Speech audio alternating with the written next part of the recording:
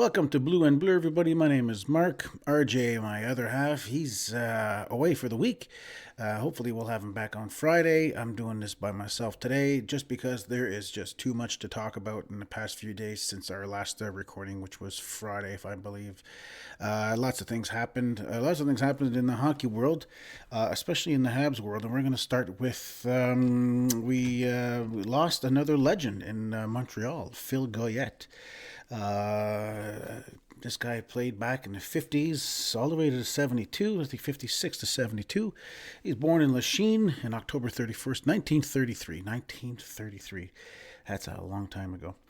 The guy's a legend. He won 4 cups. He won Lady Byng. He played for Montreal most of his career, did he? But he also played for St. Louis and the Rangers and the Sabres. He's also very well known for being the first coach of the New York Islanders when the expansion happened and the New York Islanders were formed. Phil was their first coach. Extraordinary accomplishments. In his career, he in his 941 games, he had 674 points. That's amazing even by today's standards. So. Sad loss for the Habs world, sad loss for the Habs family. Phil Goyette wore number 20, if I remember correctly. So Slavkovsky's got some big shoes to fill. And we feel really bad for him and his family, first for his family, and we wish them all our extremely sincere condolences to the Goyette family. Other Habs news that came out this week also. Montreal. Montreal was the first team this season to reach 5 players with 40 points or more. Now, this is not a surprise compared to considering that the players we have. I mean, guys like Suzuki and Caulfield and Slavkovsky and of course Demigod. I mean, these guys are gelling very well this year. They're having an extremely great season. Montreal fans are extremely happy about it, and I always say like this is about as excited as I've ever been to watch Montreal play. Like when I see Caulfield on the ice. And scoring, I get the same feelings I did when I was watching Guy Lafleur play when I was a kid. You know, like I was really excited back then to watch the hockey games. I was extremely pumped to be a Montreal Canadiens fan, and then so the past couple of years I've been getting that feeling back ever since Caulfield came in and started changing how the Habs are doing things. It's just I've felt the same way as I did when I was a kid. So when I was a kid, this was back in, of course, in the 70s, because I'm going to date myself a little bit.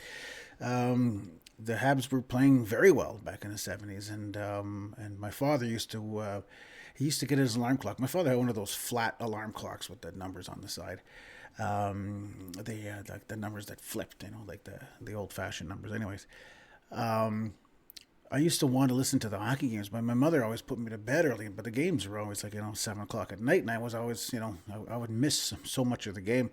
So my father would sneak into my room, and he would slip his digital alarm clock. Not digital, it wasn't digital back then, but he would slip his alarm clock under my pillow, so it was between the mattress and my pillow, and he would have the volume down so low that only I could hear it through the pillow. But if my mother ever opened the door to check on me to make sure I was still asleep, she wouldn't hear the radio, but I could still hear the game. So, great memories from childhood when I was being a Montreal Canadiens fan, and of course Guy Lafleur was my idol back then. I used to, amongst so many other fans, loved Guy Lafleur. I was a big Guy Lafleur fan.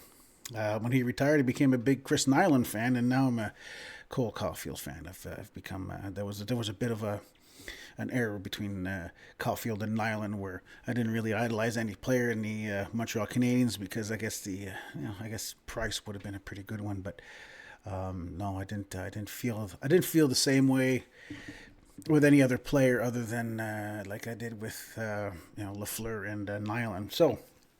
Lots of other things happened this weekend. So Caulfield, of course, the kid I love, he's a great kid. Just hit a record, made a record of he's the fewest games to 12 overtime goals. in his career at 336. Now, Kaprizov is at 343 and McDavid at 475. That's good company. I mean, that's amazing company to have in. And to think like McDavid is the best player in the world right now, and if Caulfield's getting these kinds of records, this is just amazing. I'm so happy for the kid. He's just a phenom. I love him. A goalie fight. It was a big goalie fight this weekend. Sergei Bobrovsky and Alex Nedeljkovic. I don't know. I can never say those names properly. Yeah, big fight. If you haven't seen that, I strongly recommend you YouTube it, Google it, go have a fight. It was a brief fight, but it was always fun. It's always fun to see goalie fights. I mean, they happen so rarely. We may get one or two a year, and so when they happen, it's always fun to see those guys with the huge padded arms and awkward blows being thrown because they can barely move their arms. What else happened this weekend? Wow. The Leafs. Well, we're going to save that for last because I got to save the good news for last. Montreal. We won against Ottawa, and I'm not gonna recap the game. We don't do that. We don't recap the games just because we don't cover every single game.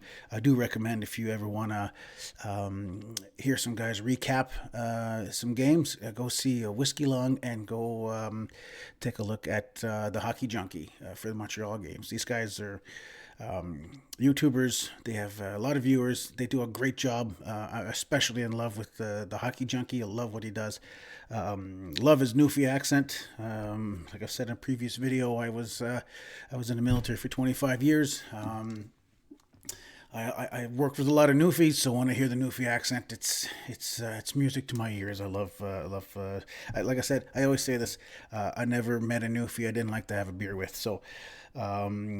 We played Ottawa. We lost 6-5 in a game that we had no business winning. In my opinion, we didn't play very well. What we did do well, though, is the guys that you're expecting to score, like Slavkovsky and Caulfield, they both got 2 goals. So the guys that you're actually, you're paying to score, you're paying for them to win you games, to get you some goals. They did their job, unfortunately. A lot of other people didn't. And it was a 6-5 game, a 6-5 win. We're really happy about it, but we're not happy in how we played, but we'll take the W any day of the week. The Leafs against the Jets, well, that was 4-3. Well, what are you going to do about that? And the Minnesota Wild are playing tonight against Montreal. So on that note, the Leafs lost to the Wild last night. Wow. Clobbered. I mean, it's just you can't. There's no other way of saying it. They Wild are all over them. The Leafs looked a lot like the Leafs from before Christmas, in my opinion. So they kind of changed their games. They upped their stakes. They did a lot better. They worked a lot, since Christmas. But this was a regression back to the style of play that they were playing before Christmas, in my opinion. It also didn't help that Marcus Foligno got a hat trick. I mean, geez, this guy scores 3 goals. Obviously, a lot of problems isolating him. From what I could see, that's about it. That's going on Habs Nation lately. I will be watching the game tonight, and next week I'm going back to Buffalo again to watch another Buffalo game. Price, like we've covered this before. It's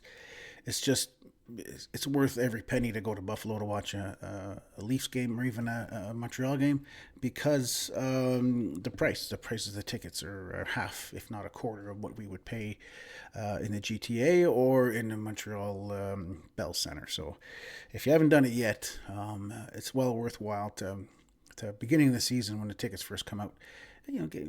Get yourself a ticket in Buffalo. And a plane ticket, and you could get second row, fourth row seats behind the bench at a fraction of the cost of what you would pay in Montreal for a nosebleed seat. So, does it turn out to be the same? Possibly with the flight and everything else, maybe, but you're getting a much better seat out of it. And you'll end up with the same kind of situation as you saw in Ottawa the other day, where it's half the stadium is full of Habs fans. When I was there, that's exactly what happened. You were hearing "Go Habs, Go" chants just as loud as any Sabres chants. So you definitely won't be alone. You won't be definitely be the won't be the only one in the stadium that's a Habs fan, or in the arena that's a Habs fan. So I strongly suggest it. So on that note, that's all I've got. We're gonna come back before the end of the week, maybe Friday or Thursday if Rick is up to it.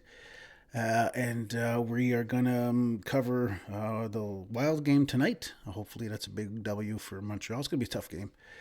The Wild is playing very well lately. And then we will talk about upcoming events and how the Leafs are doing. Yeah, it's not my favorite subject, but it's RJ's favorite subject, and that's why he's on the show. Anyways, I'll sign off. Don't forget to like and subscribe. Comment down below. Give us some ideas on what you'd like to see on the show. Any topics we haven't covered yet. And we'll definitely answer, and we'll definitely look into those. You have a good day.